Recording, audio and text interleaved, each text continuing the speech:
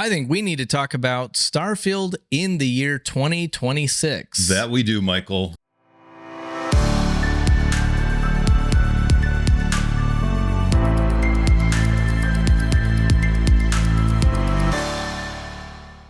Welcome back to a brand new episode of Starfield with normal people. It has been way too long, Michael. Way too long. Mm-hmm. Does this pod still exist? Does it? It does. You tell me. Here we are. We're listening. You're listening. We're talking. So yes. It does still exist. And you know what also still exists? No. Starfield. It does. Yeah. And there's exciting news. Speculation more so than news, but yeah. News nonetheless. Yeah. And our old star pilot and friend Jez Corden is on the radar. Yeah. Apparently. Yeah. Should we get right into the news? Let's talk about the lack of news, but sort of news speculation that is Starfield rumors. Yes. Now, one thing that we didn't mention because it happened a few months ago, but Todd got fired. Well, they said that'll never happen. You're taking too long, Todd. I own this company. Yeah. Do you have any idea what I've sacrificed? So he, okay. I guess, so there was like a Starfield 2-year anniversary post. All it was happy 2-year anniversary. And then it glitched out. Now this is old news for any Star Wars fan. Star Wars? Star Wars. What's on your mind? Starfield. Actually, well, it's interesting because I go through these phases of like, oh, I don't care about Star Wars anymore because they keep putting out these bad things. And then something will get you excited about it. Yeah, and there's a new video Is it season game. 2 of Andor? Was that no? Oh, okay. New video game. Yeah, a new video game from the creator of the Mass Effect trilogy and it's Knights of the Old Republic. Knights of the Old Republic. I heard about that. Yeah. Yep. So that's exciting. Sorry, I'm sorry I mentioned Star Wars. It's video game news. It's fine. So there we go. We tied it in. Yeah. But Starfield, it just, this anniversary post glitches out. It was a tweet, like a video tweet? Yeah, it was like a video tweet, and then it glitches out, and it said like you could make out the words. It was incomplete, but you could make out the words. Probably it says Terran Armada. Right. So okay. At the time, it was. But I thought Terran was dead. It was a dead world. Yeah. Well. So. Yeah. Mm-hmm. I mean, so that there's definitely some speculation. What is that? It could be. I mean, to me, it's a new faction. That'd be my guess. Right. And Terran, probably some loyalists to Earth or the idea of Earth. Yep. I do think that that's very exciting. For anyone listening now, though, yes, that's sort of old news from back a couple months ago, but we didn't talk about it, so we will talk about it a little bit more. There is some new stuff as well that we'll get to. So, Dwayne, do you have any thoughts before we get to the really new speculation? Do you have any thoughts on Terran Armada? I don't know if it has anything to do with kind of the criticism that Earth didn't quite meet expectations. You have some like secret buildings that you could unlock by reading books. So if you went to Earth, you would see it was a dust ball with certain monuments left over. Yeah. That's kind of cool, I guess. But some people were disappointed. There were even mods that went in and made Earth a living planet once again. Right. I don't think that they're going to change it. I think it's going to remain. Yeah. But I do think that you'll be back in our solar system.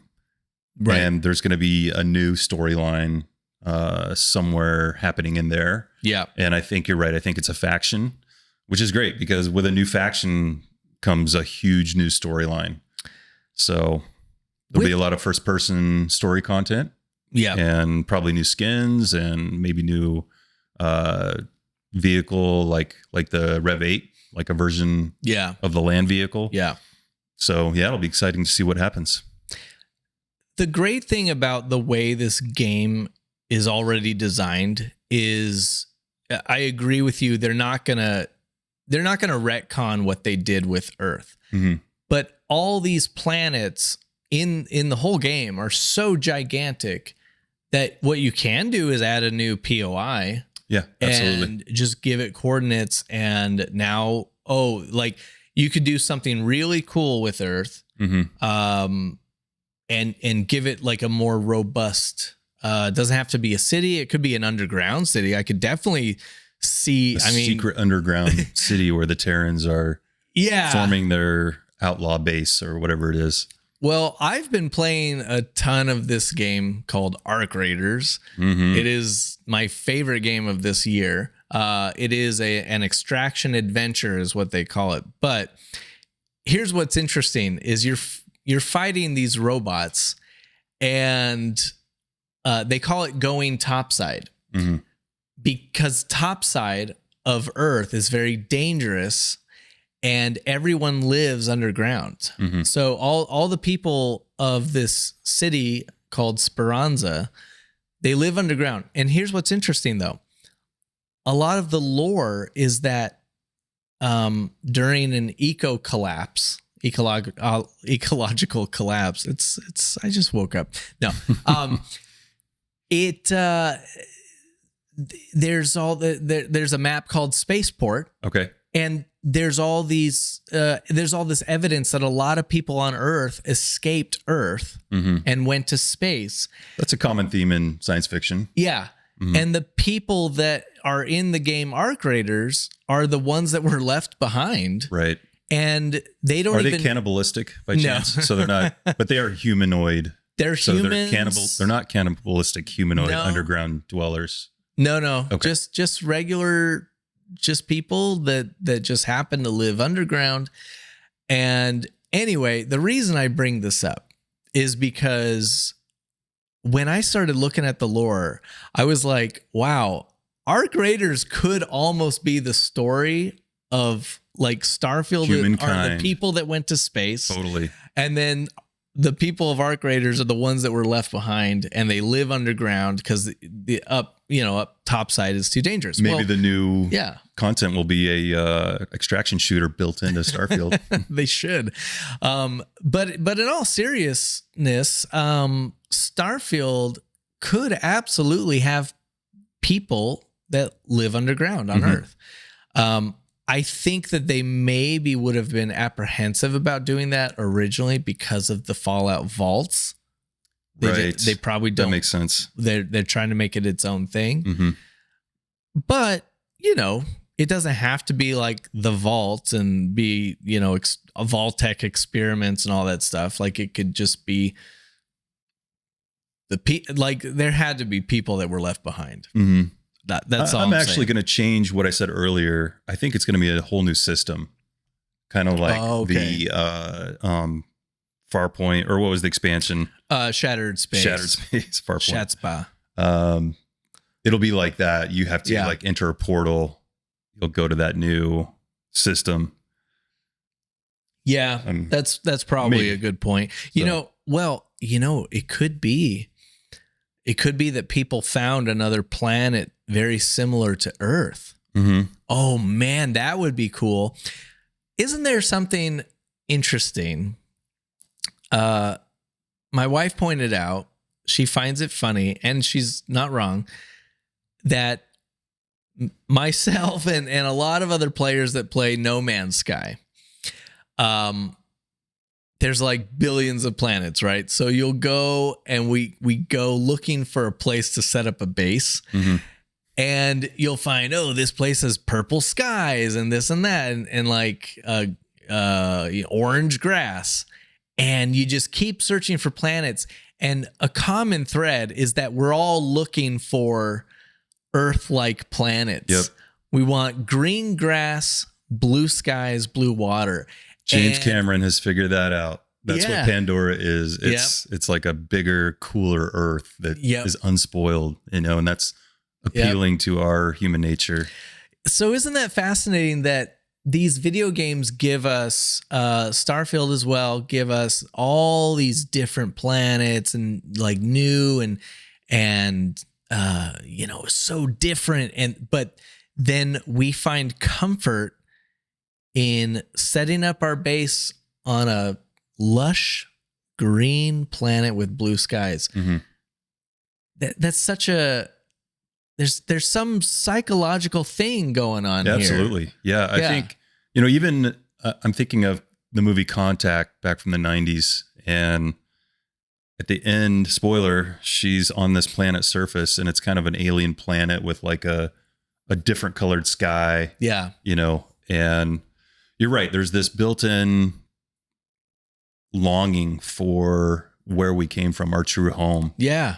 And I think in video games we do that. And I think that's why Fallout 4 and the other Fallouts are so popular, because they take place in Vegas, or they take place in the Commonwealth. Yeah. Like DC and Boston. And it's it's familiar. Mm-hmm. We love the familiar. Did you hear they were going to do New York City? There was a rumor that Fallout 4 was going to be in New York City.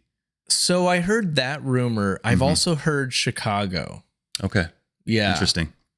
But they're very, I mean, people knew that Fallout 4 was going to be in the Boston Commonwealth because it's like, I think people they saw people, the like developers out in Boston. Developers. They were out just in the actual Boston taking photos and stuff. And I'm like, man, that's like a little creepy, right? That you can't go somewhere without someone spotting you and being like, what's happening? So back when they were developing the game, you're saying they spotted Bethesda developers taking photos in Boston. So like they're doing and we're talking years before 4 was even announced. Right. Fallout 4. Interesting. Okay. And that was like, Bethesda's been big for a long time, but that was before they were really big. I mean, and that was before like media was so everywhere all the time. Yeah. People were recording everything just in case they could get a click, you know, not like it is today. So I just have to imagine that Bethesda, they have to be like really secretive, super secretive if they go to a location and they're gathering data. Boston, like in the summer or spring. I've never been to Massachusetts. Amazing. Okay. It's one of the great American cities. Well, isn't it? Don't they have an amazing, I imagine their fall is amazing, like with the trees and leaves and stuff. Or am I thinking? I'm trying to remember the time of year I was there, but I mean, coming from the Southwest and desert, and where colleges are spread out here, it's like we have UNR in Reno, which is like 300 miles from here. And we have ASU and U of A in Arizona and all the California schools. They're hundreds of miles away. You go to Boston and it's like all these Ivy League schools and they're right there, miles apart from each other. So that's totally different. But just walking the city, and they have in the game, they have the, it's not the yellow brick road, but what is the trail where you go, and it's a real thing in Boston. You can like see the early American history. You follow this like it's not the Pioneer Trail. I know someone from Boston is screaming it right now. Underground Railroad. No. Because this is like the Android thing. This is where I'm murdering American history right now. But it's been a while, people. Okay, we didn't brush up before this. But anyway, we digress. I mean, we should get to. So there was the initial tweet, the teaser, right? And then we recently had some kind of event. What was that? We had the Game Awards, right? Which I had. This was a solid Game Awards. It's getting better. It feels more professional and more polished every time. Shout out to Jeff. Yeah, right. Jeff Keighley has increased the professionalism over the years. It's not as cringy. Gaming, I mean, it's still cringy. That's where I was going with it, because gaming events have been very cringy in the past. And the cringe factor between now, this last one, and say 3 years ago is exponentially smaller. Yeah. So shout out to Jeff. I mean, it feels. I mean, even like the Oscars, there's cringe moments. Any live awards show. Yeah. So any live show is gonna have. I think it's as good as it can get. The announcer girl that he brushes off the hardcore advertisements too. Like she's like, and don't forget, guys, scan this QR code and you can get a free Pokemon or whatever. 15% off Prime or whatever. It was interesting. I was hoping for some sort of an announcement. But there was no there was no Starfield content. No. At the Game Awards. And Todd was there, but he was just presenting an award. What was he wearing this year? I did not see his presentation. I don't remember. It was a suit, maybe. Yeah. Didn't Gray have suit. Cool leather jacket this time. Or was he Doesn't doing the stick tuxedo? Out to me. Okay. I feel like it might have been a t-shirt and a jacket. Okay. T-shirt, dinner jacket. Classic. Check out our blog on what Todd wears. Yeah. Check out our new fashion blog. Fashion blog, yeah. Todd Fashion. Quick shout out to Larian. They presented a Game of the Year award because they won last year. Right. Yep. And Claire Obscuro. I mean, we'll talk about this in our Normal People Gaming podcast. So let's save it for that. Check out the Normal People Gaming podcast. Yeah. We'll talk about that a little bit more. No Starfield announcement, but there is in January a Xbox Developer Direct. Okay. So it's possible. I don't want to get my hopes up, but here's the thing. Jumping to what we teased at the beginning, the sort of there's big an insider speculation. Event, there was an insider event. Okay. So apparently they did sign NDAs, but they are allowed to say that they went to an event and that they saw some new stuff. According to one particular Star pilot Jez Corden. So I didn't see what he said. Okay. I just saw that they didn't see anything from the DLC, but they saw what they are referring to as Starfield 2.0. Right. So an update. Wait, say that in a more spectacular way. Starfield 2.0. Starfield 2.0. It's bigger. It's badder. Yeah. More loading screens. Everyone's more walking across planet surfaces. Yeah. We're removing the Rev 8 and the jetpack. It's Starfield Vanilla. We know that you loved the very first iteration. We're bringing it back. It's going to be I think they're going to say that with the popularity of walking simulators like Death Stranding on the beach, we are removing anything. Do you love a good walking simulator? Then check out Starfield Vanilla version. Well, Michael, there's pre-vanilla. There is an article on Forbes. Yeah, I want to hear what we had made fun of Forbes in the past. Used to be a business magazine. Now they've got everything under the sun. Yeah, and I think actually this was their gaming editor, Paul Tassi, because I remember his name. We referred to him in the past. Paul. He wrote an article for Forbes and talking about this event. And he says, quote, "It may surprise some that Bethesda is continuing to invest in Starfield at all when there's Elder Scrolls coming out." Sure. Right? They got to finish Fallout 5. And with the popularity of the Fallout Season 2, it was available the first 2 episodes? Or there's just the first one that I've seen, on the 19th December. He goes on to say, new reports are coming in from insiders and creators that there was some sort of creator event that Bethesda threw to show off what's coming to Starfield. Yep. That's big news. And some people speculated it's going to be like Cyberpunk when they did the 2.0 kind of reiteration. And then Mr. Tassi went on to say, hey, tamper your expectations. It's not going to be that kind of overhaul, most likely. But they're addressing, quote, common complaints. Okay. Sure. Things like a zillion loading screens. And here's Star Pilot Jez Corden from Windows Central. Says he's heard about other upgrades such as more freeform space flight, which is very cool. That little phrase right there. I mean, we could talk about that a lot. And possibly improvements to space travel and exploration. This is a result of further work on the creation engine that will carry forward to future games. So maybe how they pitch it to Microsoft, who's paying for all this, is like, hey, we want Fallout 5, we want Elder Scrolls 6 to be the best possible game. Yeah. So we've already got a working game. We can put out an update, put some of these changes into the engine, see how it goes, and then we'll have millions of gamers testing it.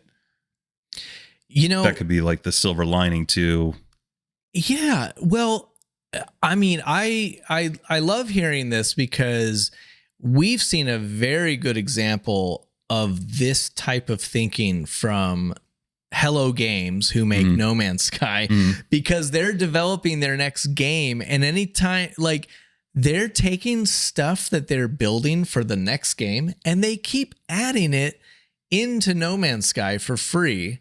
Yeah. So they've What's it called? Live, die, repeat. Yeah, live, die, repeat. That's right. Eat, pray, love. Yeah. Live, laugh, love. Live, laugh, love is, I think, is the name of the next game.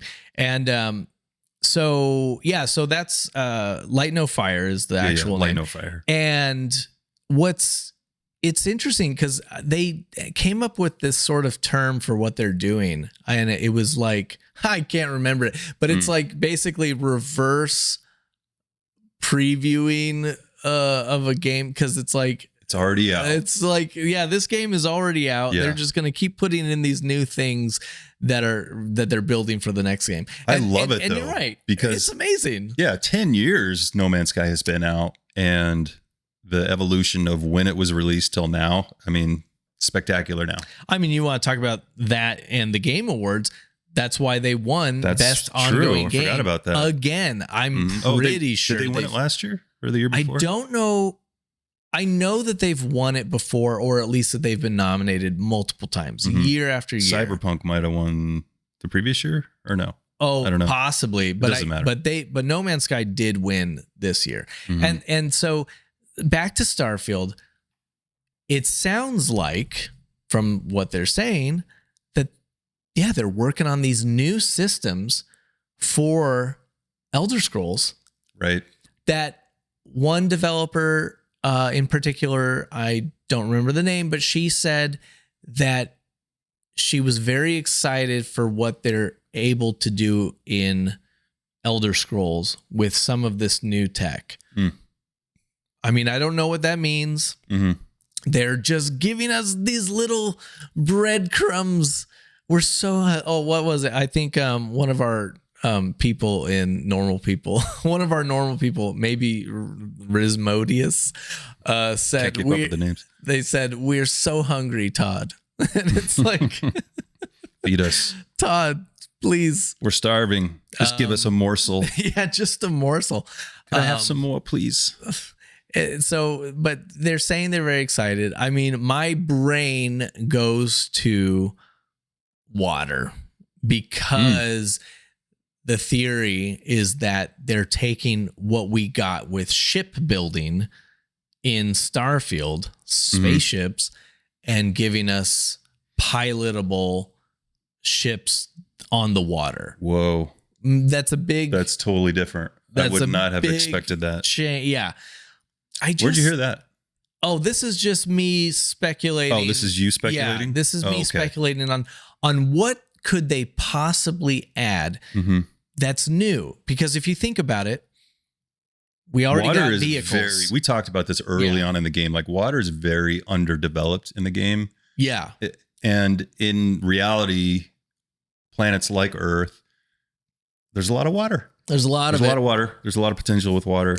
And we talked about underground stuff, like the caves were underwhelming. So, but what else could it be? Because here's my thought process. People thought they couldn't do vehicles in Creation Engine. Then we got Starfield's Rev 8. So we've got the vehicles. We have this crazy amount of lighting and time and like the eclipses and suns and moons, and so the lighting's done. The vehicles are done. They've got all the animals, they've got people, they've got crowd NPCs. You know what I mean? What could be a brand new thing? Like, so that's why my mind goes to I'm going to disagree with you. I think it's all the same content. It's just more fun, and it's more refined, and it's slightly tweaked to make it more fun.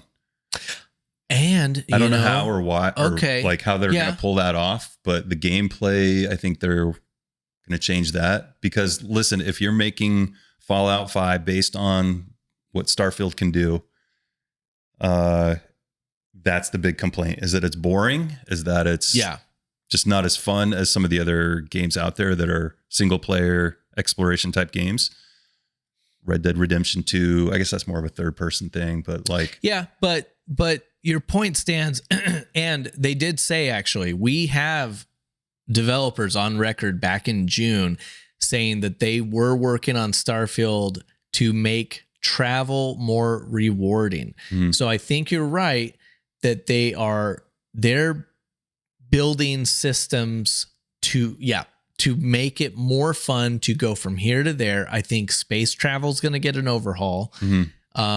It's almost there too. Like when you saw that first time of navigating asteroids and space battle in the teaser, you're like, this is going to be rad. Yeah. The actual gameplay was all right. Space battles are great. Right. But it could be so much more. Like the ability to fly your ship in ways that a little kid would pick up a Lego of like the Millennium Falcon and fly around and land on stuff and crash into stuff and fight other things. Yeah. Like, I think it's lacking that. It feels more like a space simulator, and then you get out of it and then you're on the planet doing stuff. Yeah.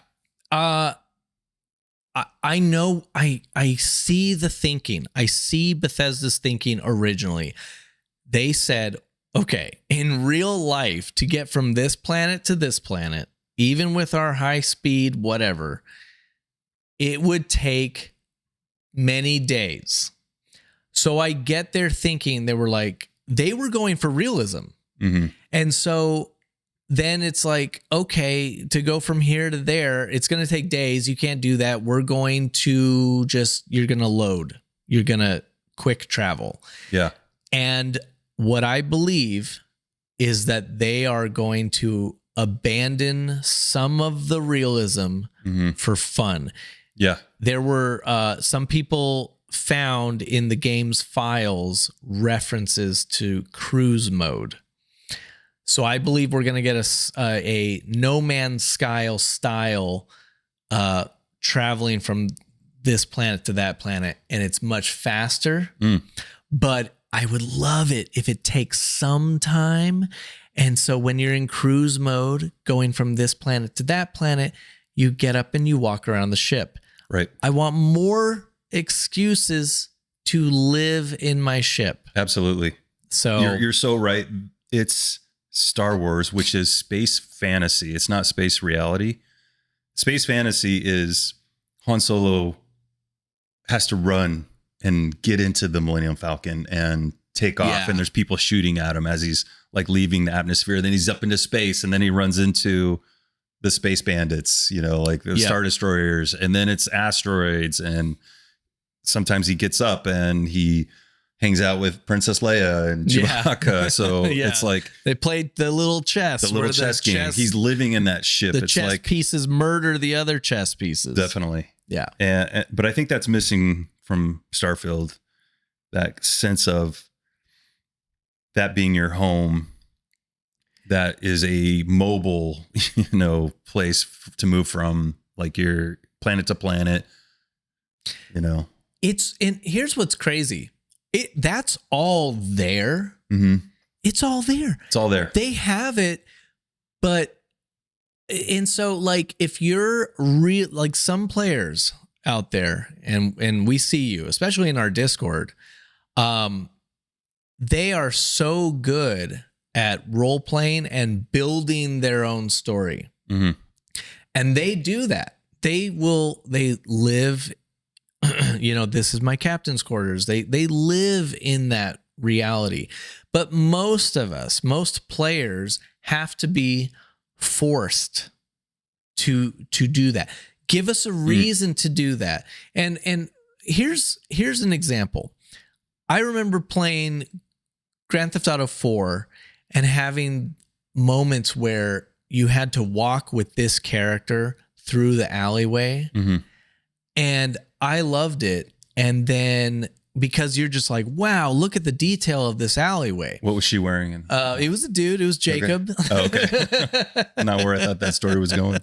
And then later, like playing Grand Theft Auto 5, I'm not saying it doesn't Can you have those explain moments. that though, like the sense of like that's an escort quest, which people hate typically, but I get, right? yeah, a lot of people do. And so I guess so let me just bottom line it in that a lot of these games, for convenience to the player, let you get through it very quickly.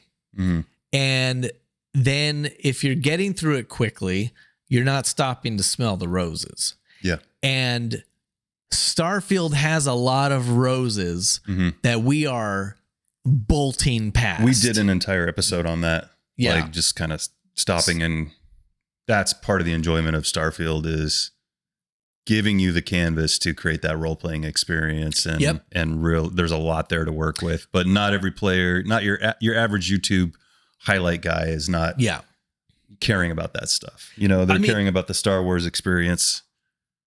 Sort of. Yeah, we talked about just the mining facility on Mars. If you go there and you just force yourself to walk around and talk to people, it's crazy how I'm like, man, they could do a whole DLC about this place and have you go around like it's insane. The foundation that they have is insane, and they could build so many stories. And we've talked about how the lighting, sometimes you'll catch the lighting bouncing off the moon or whatever, and everything's glowing orange, and they never like force it into a moment in the game. Like you are rewarded for spending time and exploring, but sometimes Bethesda, sometimes you got to force those moments into a specific quest. Right. But it could be exciting. I'm not going to get my hopes up about going from space to planet seamlessly. That might not ever be a thing with Starfield. I think we have to be okay with it. Yeah. If it happens, I mean, bonus. If they do, that'd be cool. But, you know, when you started saying, you know, I think it's the same stuff, but more fun, that did remind me that when the game launched, like when you land on a planet, it creates a cell, a square of land. Yep. When the game launched, it was like this big. And then over time, people started testing how far they could get away from their ship. Yeah. And the cells were getting bigger and bigger. And some people that were like modding their game figured out that it seemed like they were going to make it so that you could go from one cell to another seamlessly. Again, we don't know, but that could be one of the things. Seamless travel over the planet. Yeah, I like the idea of Bethesda coming out with this, let's call it Starfield 2.0, and making the entire game more fun, more cohesive, less loading screens to address kind of the concerns, like where we think they're going with this. And then that becoming the foundation for even more mods and more things that creators can add to really bolster the game and to give it longevity. So I think that'd be smart. Here's the thing. It's been almost a year since Bethesda said, we're working on something. We're not ready to show it. We reached out to one of the head people for an interview, and they said everyone's got their heads down, right? He has his head down right now. He doesn't really have time. They said our heads are down and we're working on new stuff. 8 months ago. So I should follow up and just see if they're available. Totally. I mean, and if they're getting ready to unveil something, like maybe we'd be able to get that interview. That'd be rad. I'm excited. There's like, it's funny to me now if anyone says that Bethesda's abandoning the game, because now we have a ton of evidence that they are working very hard on Starfield. I think it makes sense. It's part of the overall, project of moving forward in all of their games. Yeah. They need Starfield to test the systems, like we said before, make sure that they're good and these things will work. And then it's easier to implement that same dev who's working on characters or whatever he's doing, or he or she or they is doing, and then have them implement those same ideas into the next 2 games that they're already working on. So I think it makes sense. We've got an interview. There was an interview just recently with Todd Howard. Not a ton of information, but he did admit that right now the bulk of the team is basically, he said, the bulk of the team is working on Elder Scrolls 6. As they should be. Yeah. However, he said, actually, we still have a lot of people working on Starfield. And then, of course, there's some early things happening for Fallout 5 because, of course, the show's a success. So, well, he didn't say Fallout 5. He said there's people working on Fallout. And so I would assume, we've known forever the rumors around the remake of Oblivion and the remake of Fallout 3. So clearly Oblivion came out last year. Huge success. Very, very good for them. This was a triumph. Todd said he said that the shadow drop worked really well for Oblivion. And I don't think they're going to do this, but he said it's interesting to think of shadow dropping the next Elder Scrolls. Wow. There's no way. Right? I don't see that happening. There's too much at stake for like a big release like that. All the planning and everything. And people are so desperate for anything. I just give us a trailer and a title. Just please. Something. Please, sir. But I think dude, whatever their new systems are for Starfield. Yeah. If they come out with a full-blown survival mode, that would be your favorite. Take a drink, drinking game every time I mention wanting a built-in survival mode.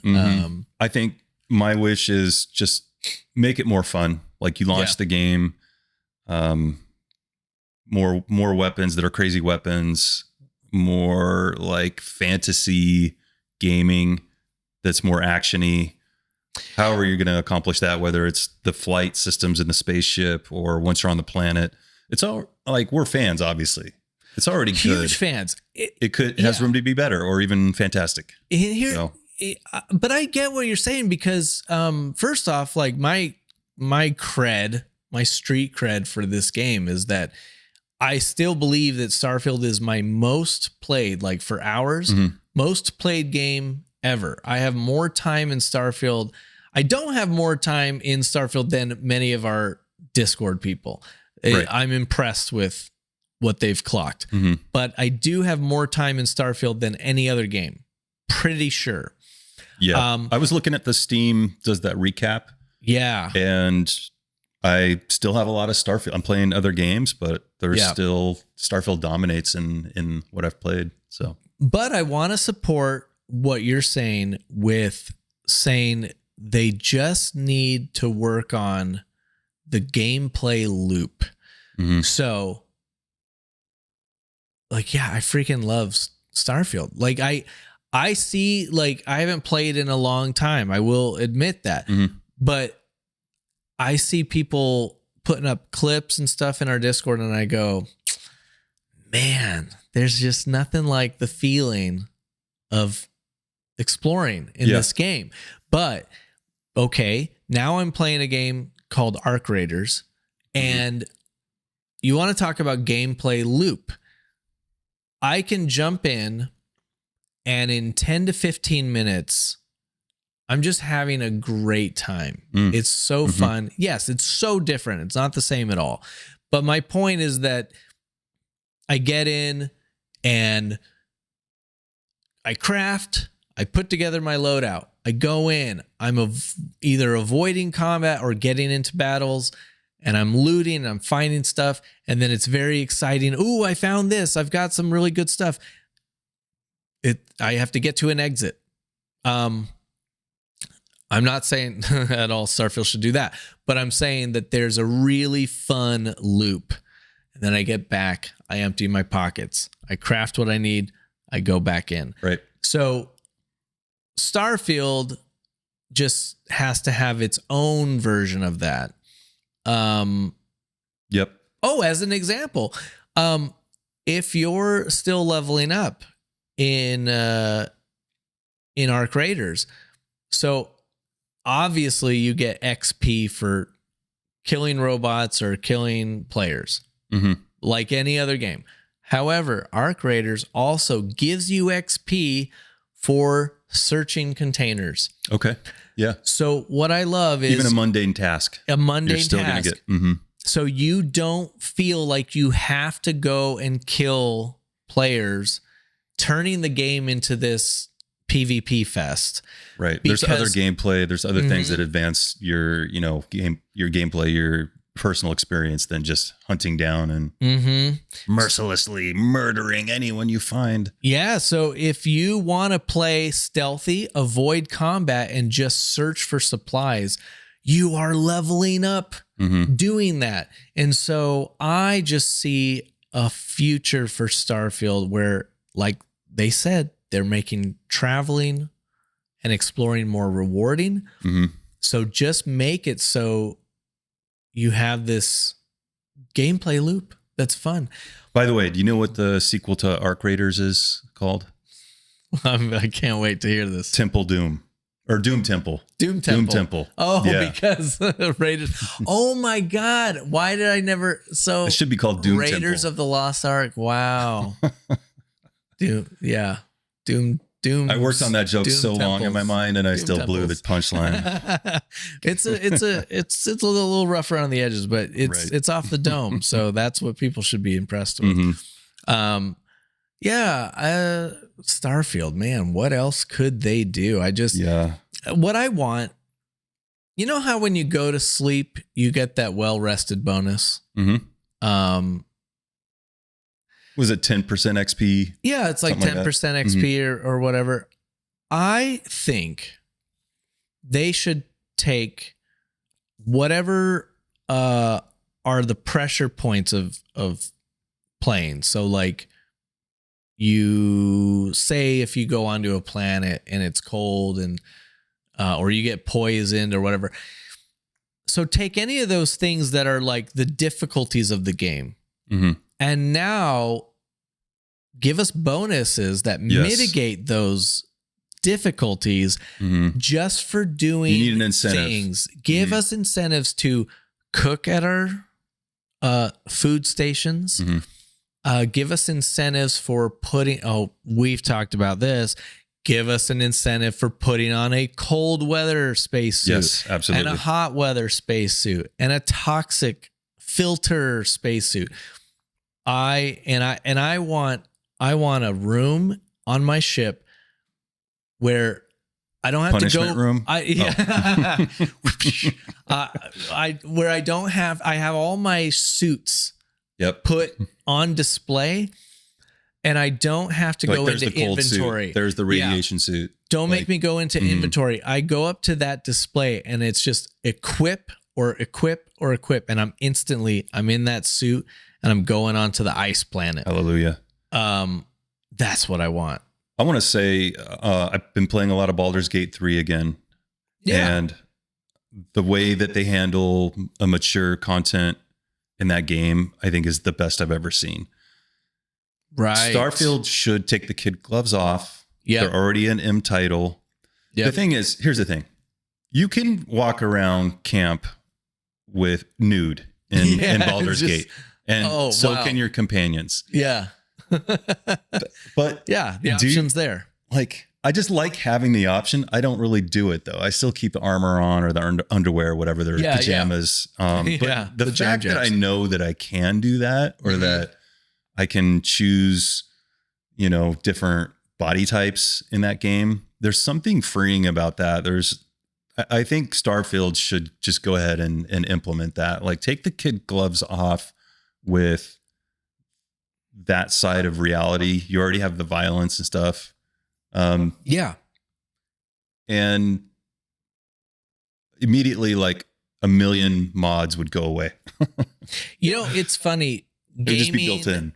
Gaming had this awkward period about 20 to 15 years ago after Grand Theft Auto came out where, excuse me, that all these games were like, oh, we got to be edgy now.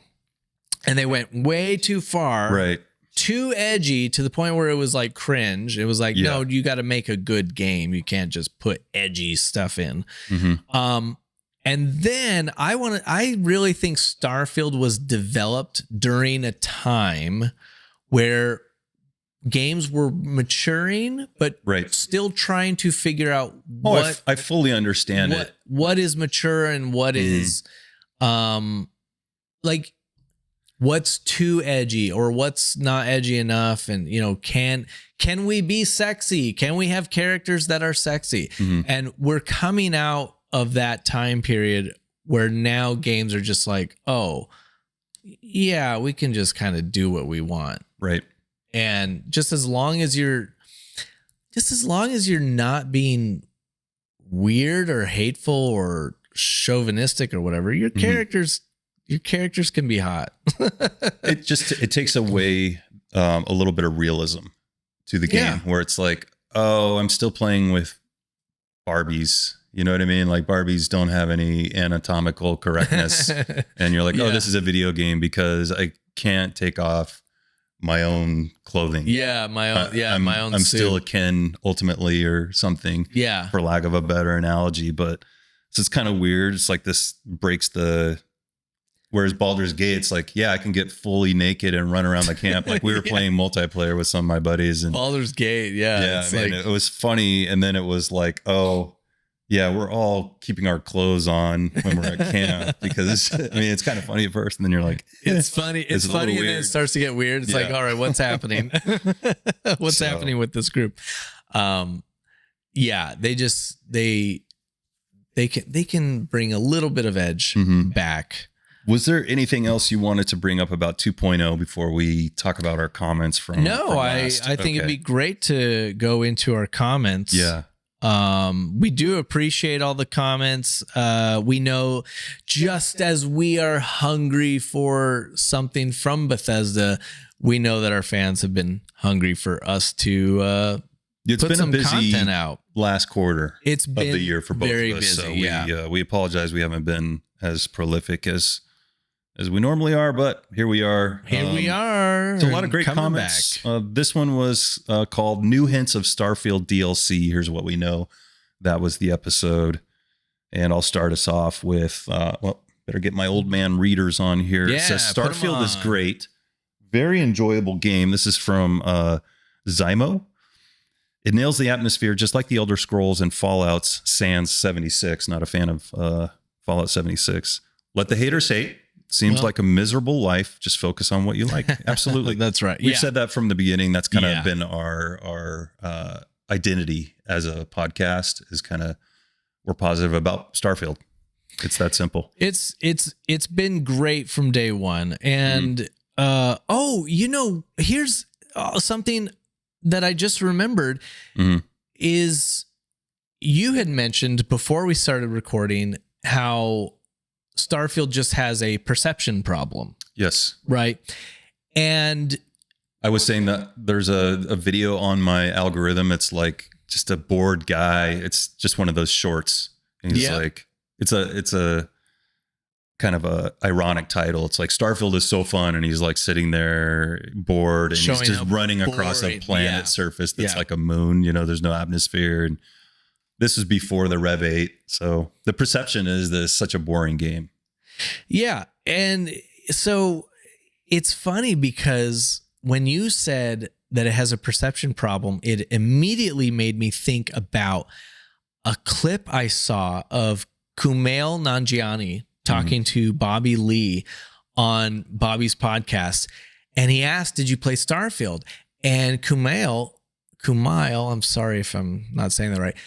He said, "Oh, I heard it wasn't that good. I heard it got bad reviews." And I found that so interesting because I see that type of comment all the time. Right. Such a shame that you don't get to experience it if you it got great reviews. That's the thing that's so crazy to me. Starfield came out to fantastic reviews, 9 out of 10s type thing. And because you have this flood of comments saying the game sucks, that becomes the reality. Right. So it's unfortunate because then you see a lot of comments. Oh, I picked it up. It was cheap, so I picked it up. This game is actually really good. Mm-hmm. Yeah. I do. Yeah, I secretly love to see a new person trying Starfield that's like 2 years later now. And they're like, this game's actually really fun. Shocked that it's good. Yeah. It's not for everyone. We've said that in the past. It's not. Do you use Sora, the AI video generator app? By OpenAI. I think it's OpenAI. Yeah. I've dabbled. A lot of AI things, I've dabbled in it. Mm-hmm. It's interesting because I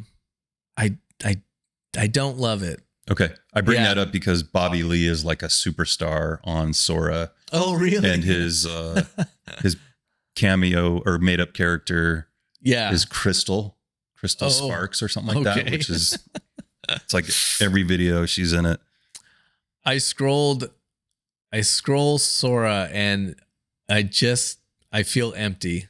I feel empty inside. It's funny because it asks you, how did scrolling Sora make you feel? Do you answer honestly on that? I go not whatever the not good answer is. I'm like, I feel empty and bad. What's your go-to doom scroll? Is it TikTok or? It's become Instagram because of work.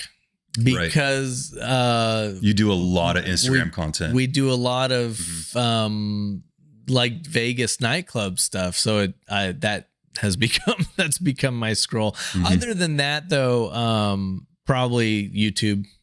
Yeah, YouTube, and it's a lot of Arc Raiders. I'm sorry. Yeah, I'm sorry to talk about. It's a fun game. Yeah, so I've heard. So, let me look at a couple other comments from recent-ish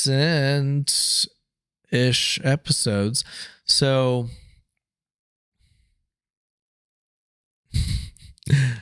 I'll say one real quick. Yeah. Jared says, love this podcast. Please never stop making vids. Yes. Thanks, Jared. Yeah. We appreciate that. We got to throw a negative one in there since we just did two positive ones. Hear Let me see. Someone, I can't find it now, but someone said they don't take advice from people who have ponytails. I got my hair just for you. Yeah. Yeah. See what you did. Yeah. It was a rough hair day. I apologize. I got my hat on now. Well, okay. So yeah, we've talked about AI forever. So Mike Fralick did say, so it seems on average, people think AI voices in future games is a bad idea. I think this is silly. When you head to New Atlantis in Starfield, for example, all those citizens wandering around are not paid actors. They are digital animations made up by developers. Mm-hmm. It would be insanely expensive to hire actors to play all those roles. I don't like necessarily that argument that, it's expensive, because if you're a big studio, hire people. Mm-hmm. But I get what they're saying. Is it really so far-fetched that in the future they're given digital voices too? So I get what Mike Fralick is saying. I don't want to belabor this. We've already talked about it, but I do want to point out this is new information. Arc Raiders does this. They hired voice actors. It's in their contract that if they need to, they recorded voice lines, but if they want to do a quick voice line for they get to use them an event, they can use the digital version of that. They create the voice line with their voice. That actor is getting paid. They're getting paid for this. Yeah. As far as I can tell, this is a great way to do that. Good voice acting goes a long way in video games. Honestly, like Baldur's Gate, again, there's amazing voice acting in that. And there's great voice acting in Starfield. Yeah. So I agree with Mike Fralick that there is a middle ground. My example in the past, and which it seems that this is what Arc Raiders is doing. My example in the past is hire the voice actors, you pay them, and then for all the really emotional stuff, you have them record voice lines. Mm-hmm. And then the shopkeeper saying, "Hey, welcome to my shop." You can do some AI stuff with that. So it's like a little different every time. Mm-hmm. It gets super repetitive. You're like, I just want to trade. I don't need the same line every single time. I definitely don't. They're getting better at that year by year. I just remember, from the days of NES, it's one line of written text. And now there's variety in just about every game I play with a shopkeeper. I definitely don't want a long voice line that I've heard 20 times when I go into trade. Mm-hmm. We got a $5 from Steve Schwartz. Thanks, Steve. Thank you for that. Yeah, super thanks. Super comment or whatever YouTube calls it. Really appreciate that. Goal-oriented lifting. Yes, we talked about that username. Solid. Yeah. Said, by the way, I just want to say I love this Starfield podcast. It's so nice to have some good content on the game. Starfield may get hate, but it's like making pancakes. The first one comes out a bit odd.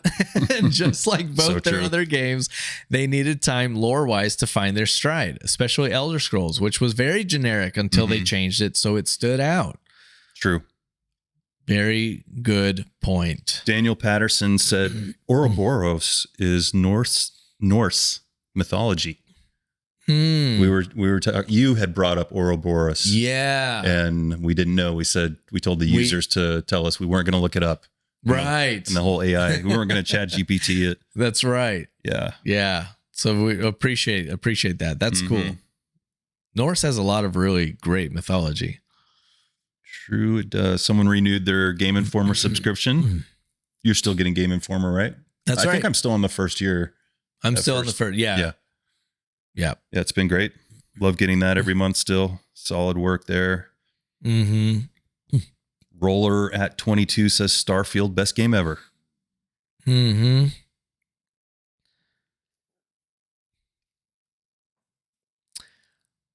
I think we've talked about the negative stuff because Villas sorry guys.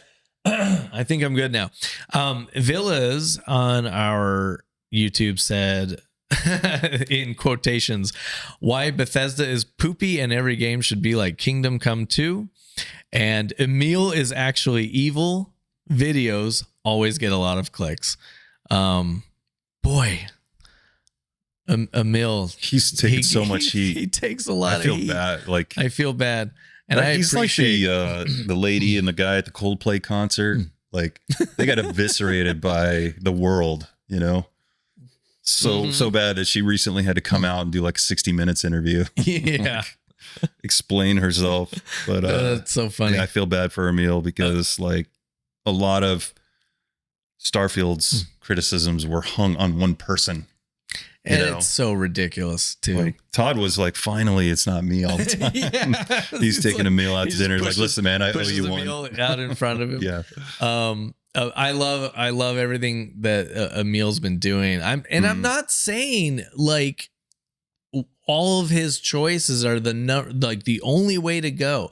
And that's the thing is Fallout was too on rails and this one is too open and this one is too closed and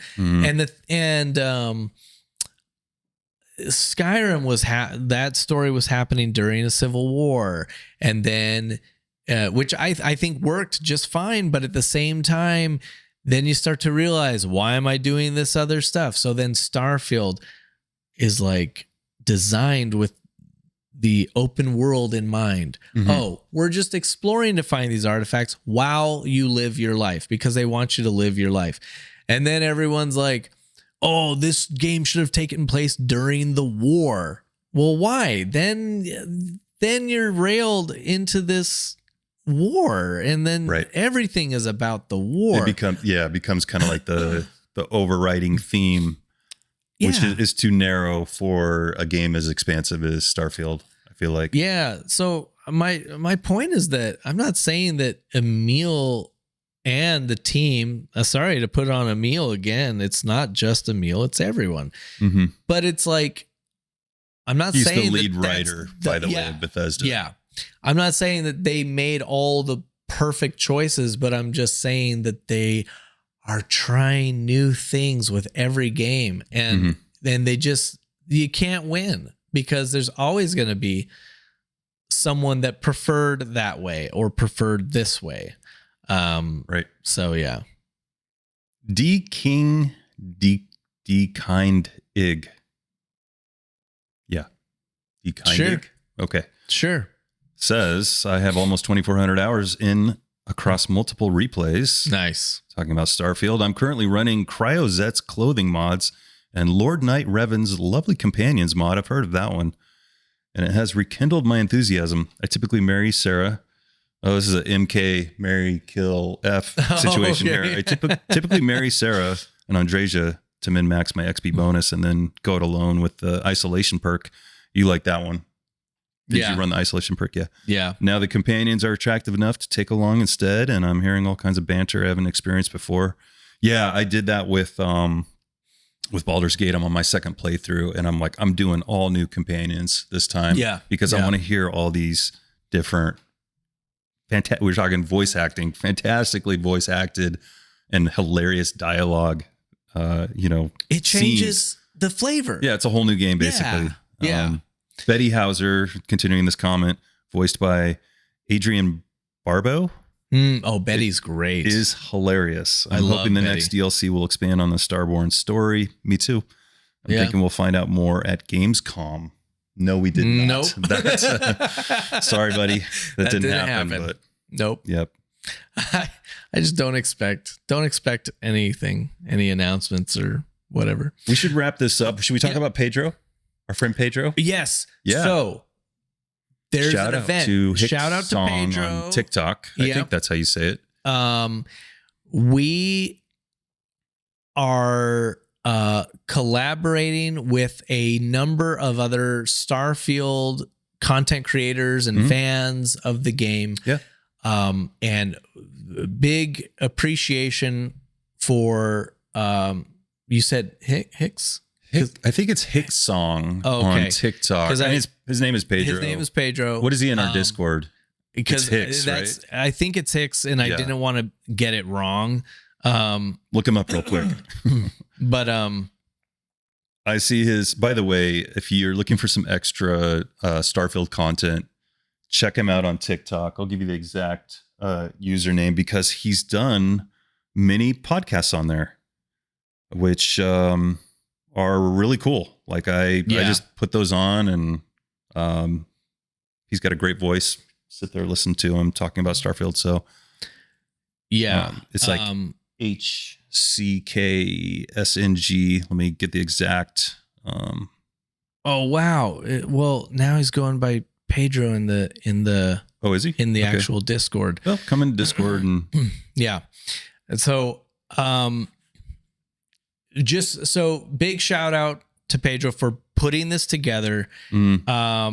I completely agree. His vision is just that we still have a lot of people and content creators and fans that just are still very stoked on Starfield, and we will be forever. Yep. And so what is happening is it's called StarCon.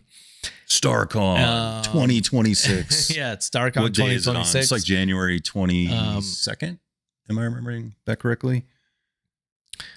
StarCon, we're getting a bunch of people from the community January together. 24th. And what is the event exactly? So it's going to be a number of presentations, and like everyone's doing something different. We're going to have just our own like special episode that we release on that day in our time slot.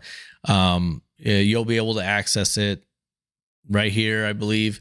Punch and Pie? But hopefully we're going to have punch and pie for everyone. And it's just a fun celebration of, hey, we still love this game. Yeah. It's already awesome. And there's probably some new stuff coming. There's still a community that exists and is out there. A lot Yeah. of them are in our Discord. And Yeah. shout out to Pedro. His TikTok is Hick, HICKSNG plus. Yeah. Yeah. So find. I've been calling him that- Hick Song in my. okay. I don't know what it really is. It might be something completely different. He may have said it. I missed it. So my apologies if it's. People change their names too. Mhm. Like, so definitely give him a follow. He's been very dedicated to this, and shout out to Davitt too, who's been doing his Starfield comic in the Adventure Club channel still too. Starfield, Starfield magazine in universe that Davitt Doombringer has been doing in our Discord, and I believe he has his own Discord as well. Yep.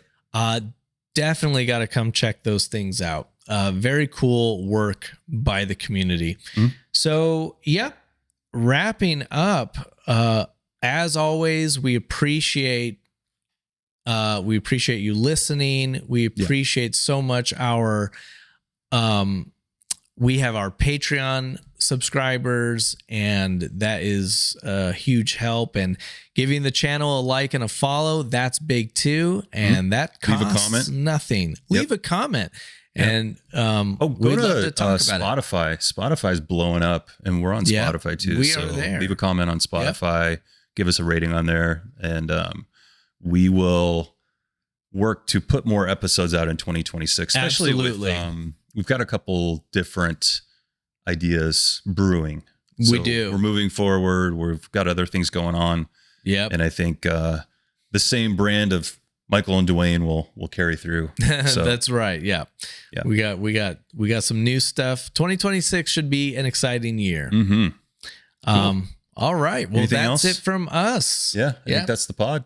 That's it. Thanks for we watching. will see you next time. Yep. See ya.